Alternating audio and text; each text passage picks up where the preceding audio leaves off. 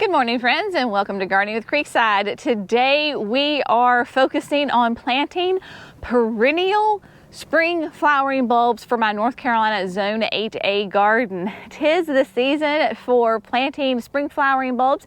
Yes, the fall is the perfect time to do that.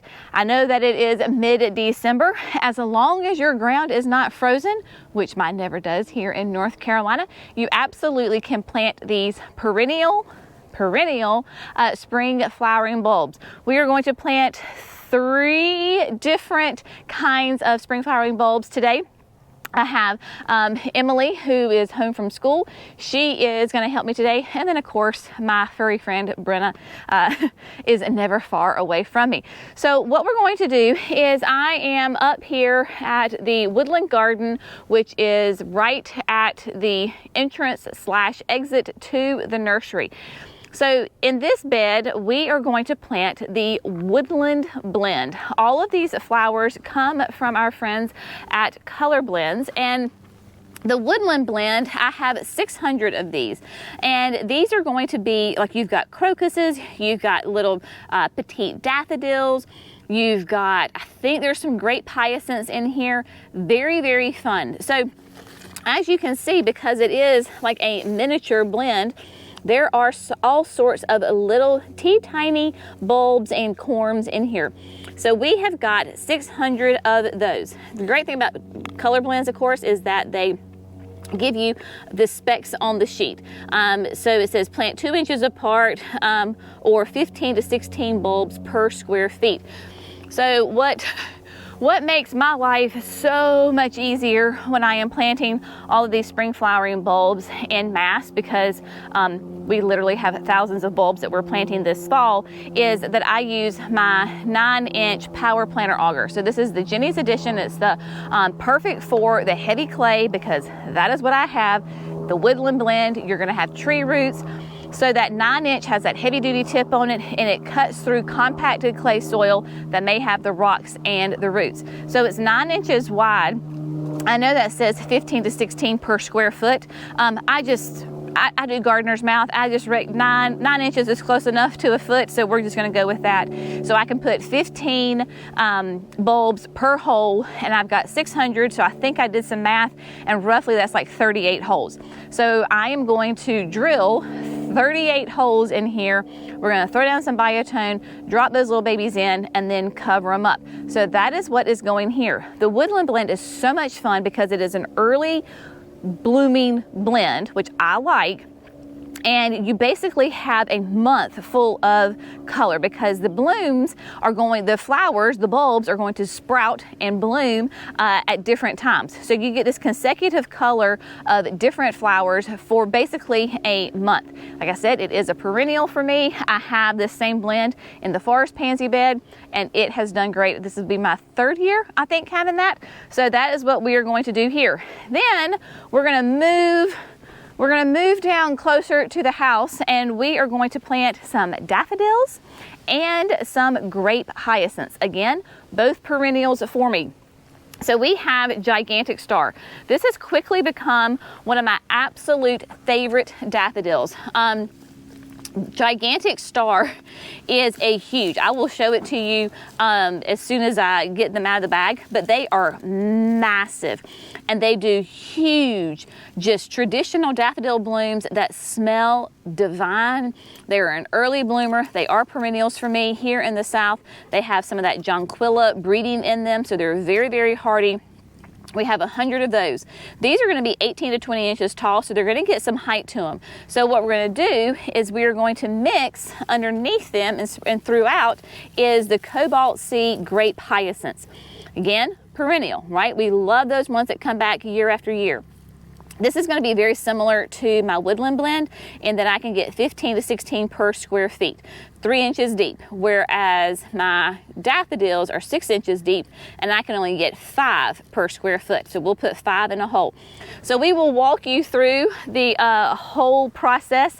And Jerry and Cece are down at the nursery. Emily and I just came back up from there.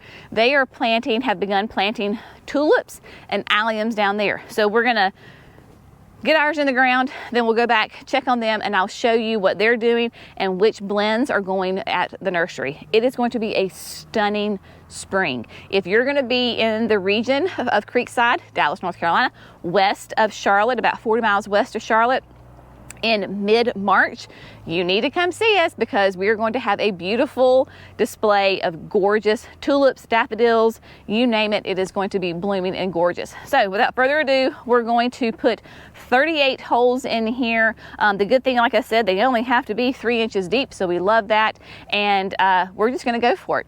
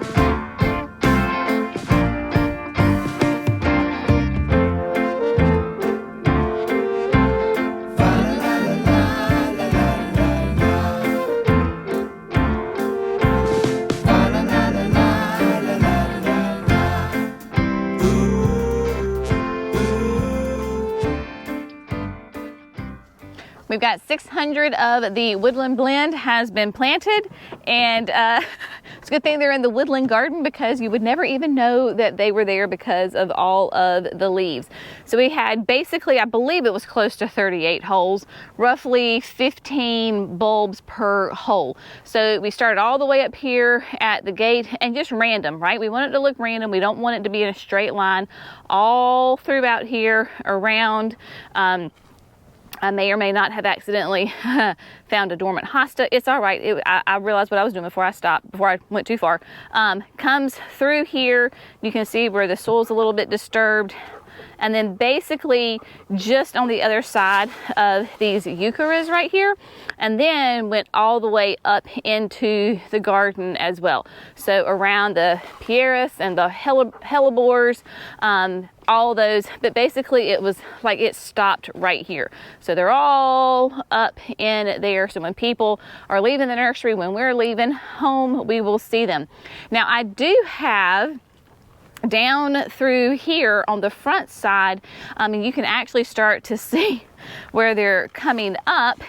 I have some snowflakes in here, so you can see the little green that is popping up. So the woodland blend is not the only blend that is in here, and I'm trying to remember, I think I might have daffodils in here as well. It all starts to run together, but you can see how all right through here, all that green popping up, those are more of those spring flowering bulbs, and I'm pretty sure these are all snowflakes. They may be daffodils too, but you can see, I mean, my gosh, y'all, they are in here and absolutely gorgeous. Come the springtime, we'll be really happy to see all of those. And then side note, look how well the Edgeworthia is doing. So this paper bush, right? So it has dropped all of its leaves. You can see the leaves right there. But of course, you love Edgeworthia because it's already put on the buds. These are the flower buds. They're not actually the flowers, but when they open up, there'll be these orange tubular blooms in these clusters, and it smells amazing. I just planted this Edgeworthia, I want to say a year ago. I think it's been a year. I don't think it's been 2. Loves this spot because it has gotten massive. So what we're going to do is we've got Johnny all packed up. So we're going to head down to the house and get the gigantic star and the cobalt C hyacinth blend planted all together. So here we go. All right, so here we are down at the house. We are literally on the edge of the new extended garden, right? Cottage garden is right down there. The driveway to where we were is right here. So we're right here on the corner. And This is where I've decided we're going to put them. We're going to put them in this blank space right here because I can still see this space from my kitchen window, and when we're sitting on the front porch, obviously when we drive up, we're going to see them as well. We had originally, like years ago, we had put a little fire pit right here.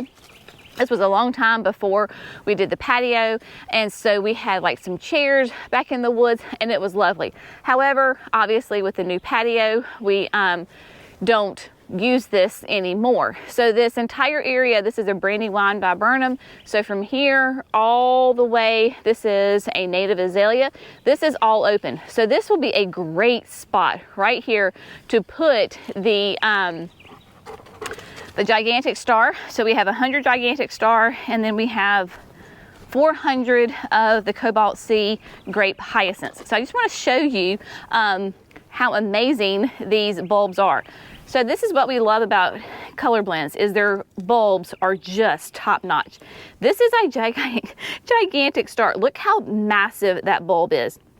So you can understand why we only put 4 to 5 in a hole here. I'll probably just put 4 in a hole, so that'll give me 25 holes. Massive. Obviously, when you're planting bulbs, you want the flat side with the roots goes down, and then of course the pointy side goes up. If they're sideways, the world is not going to end, y'all. They will still bloom, but ideally they would go like that, and then your gigantic stars go 6 inches deep. So 4 to 5 per square foot, 6 inches deep. Now come over here to our grape hyacinths. Look how much smaller they are, right? It's just because of the nature of the plant. So these we're going to plant 15 per hole, only 3 inches deep, right? But I also wanted to show you, so you've got this one, same thing, flat side down, pointy side up. If you get your bulbs and they're already sprouting, don't worry about it. Don't cut it off, just leave them alone. Do the exact same thing, just push them down and then bury this, and it will be fine. If you have bulbs, as long as they are firm, like when you squeeze them and they are firm, then they are good to go. If you get one and it is really dry and papery, or it's really smushy, then they're gone. They're done. They're not going to, like, the bulb is dead. The plant is dead, and they're not gonna do anything. So you're just kind of wasting your time. Typically, as soon as you get your bulbs, you need to get them straight in the ground. You have a grace period of a couple of weeks, right? But I happened to find a bag of tulips that did not get planted, like it was a partial piece of a bag, when I was cleaning out my closet, and from last year of tulips. Y'all, they were dried up. They were really just dried up. They were just like dehydrated. They are not any good. They're not going to work. So they just absolutely got tossed. You got a nice firm bulb, then you're good to go. All right, so that's what we're gonna do. So probably what I'll do is I'll do the holes for the gigantic star first. Maybe we'll just kind of throw them in the hole so we know that that's what that is. And then we'll come back and do the grape hyacinths. And I'm just gonna mix them all in together.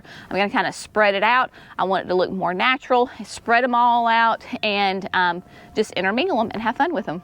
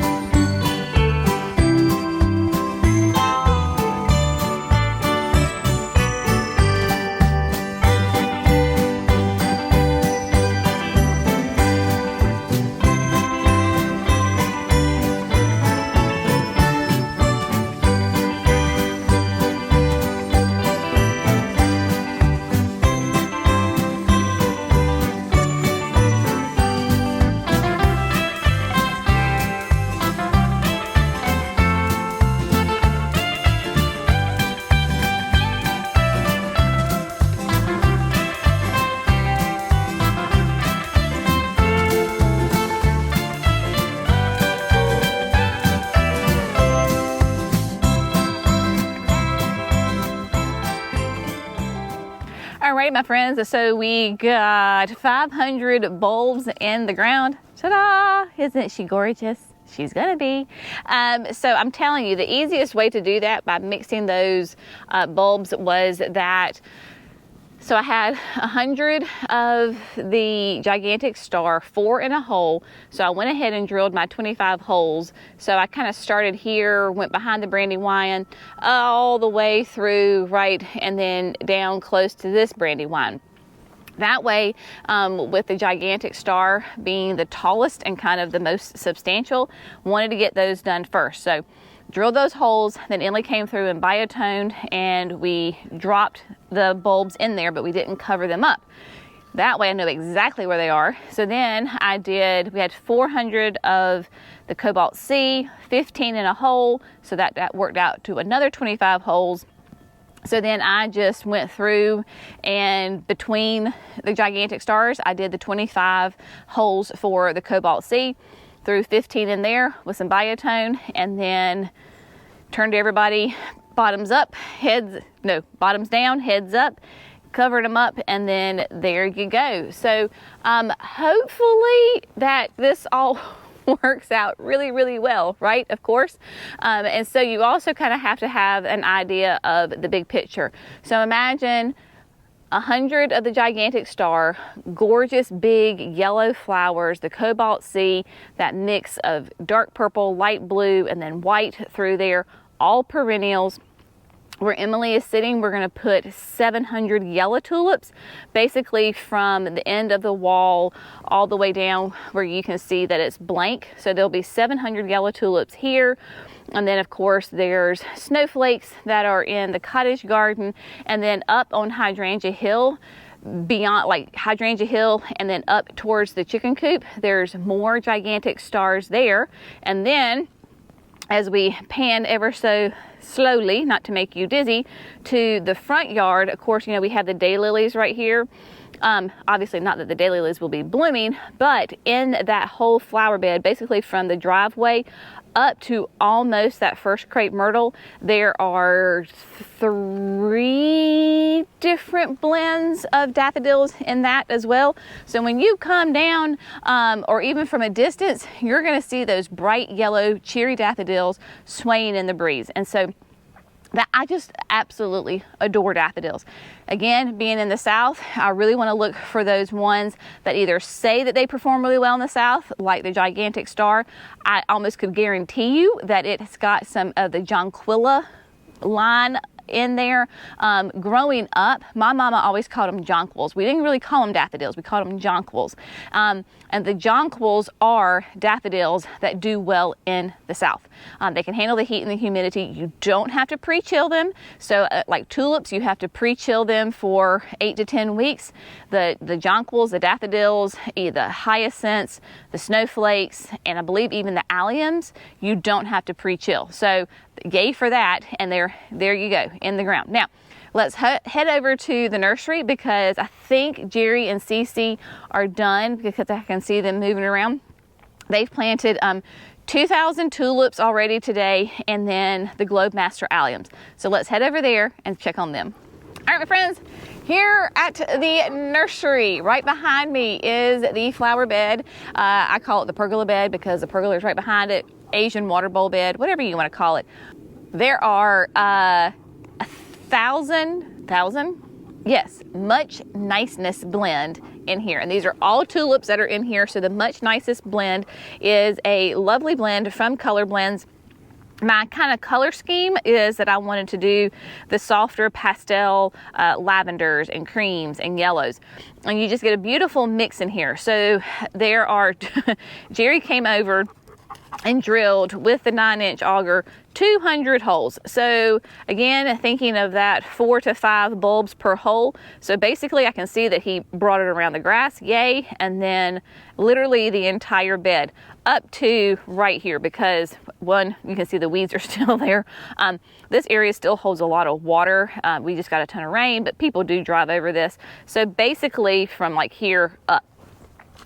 around the hydrangeas, all around the back, all around the Asian water bowl, just throughout this entire area is that much niceness blend. So I'm pretty sure what we're going to do with all of our areas. Oh, I see a little hole. They missed a hole. So we'll have to get that one covered up. Then I believe they even brought some back over here. So on the front, they got some over there. So there are that much niceness blend in there and absolutely looking great. And yes, it does look great because I know that they're in there and they're very happy. So yay for that. I'm telling you, if you're going to be in the area mid-March, because all these tulips that I got were the early to mid bloomers, because being in the south, we need to get the tulips to bloom, get them done with, get them out so that we can then put our summer annuals in. So that is done. And then over here for the signature garden, we've got some work to do because I know you're going to see that. The annual beds are still not destroyed. Well, they are destroyed, not cleaned up, I guess I should say. We were waiting for the freeze to get it. Well, the freeze got it. So those annuals have to come out in those 4 beds because you know what? The tulips have got to go in. So I have 2,000 tulips that are going to go in the signature garden. So Jerry again used that 9-inch auger. So there are 500 in here and then there are 500 in here. I believe what we're going to be able to do is also on the flip side of this flower bed, we're going to be able to put in 500 as well again. And we may not even need to be 500 because it looks like, I think this side is a little bit smaller. So we'll also put the tulip blend in here. And y'all, I don't know how to say this. I did it last time and y'all are like, oh, this is how you say it. Whatever. I'm going to put it up on the screen. Y'all can figure it out. So a different blend, but within that same color palette family as the Much Niceness. So we'll put some along the front side as well. And then I thought it would be so much fun is to come between the sprinters and the hydrangeas. So right down the center, you can see the little skins of them. We did the Globe Master Alliums.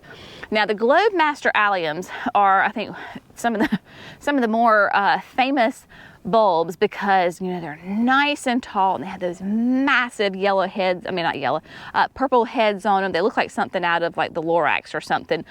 They are just so incredibly cool. Of course, an allium is nothing but like a fancy onion, right? But they are like really late bloomers, which they're not going to be blooming at the same time as the tulips, which is totally fine because I'm not putting anything back between these guys. Like this summer, I'm going to leave this open. So it'll be totally fine that they're late bloomers. Not a problem at all. And then of course, on the other side, it is the same. So these flower beds got planted the same on both of those. So we got those in, and then, like I said, the rest of the other 1,000 of the bulbs will go around the fountain. We'll put some in each of the 4 beds, and then last year we did them also, we did Miss Confection in here last year, and so what we did is back here where the glitters and glows viburnums are, we put them all between singly, we planted them as singles between the glitters and glows. And so this year, I still want the tulips to go in there, but I don't know that we'll plant them as like singles because I just think, especially as a blend, when we can put them in like really tight big clumps, it makes a bigger impression than like the individuals. So we'll play around with it and we'll see, but it feels really good today. So we got a total of, let's see, he did, I think 55. So he did, I did we did 3,155. Is that right?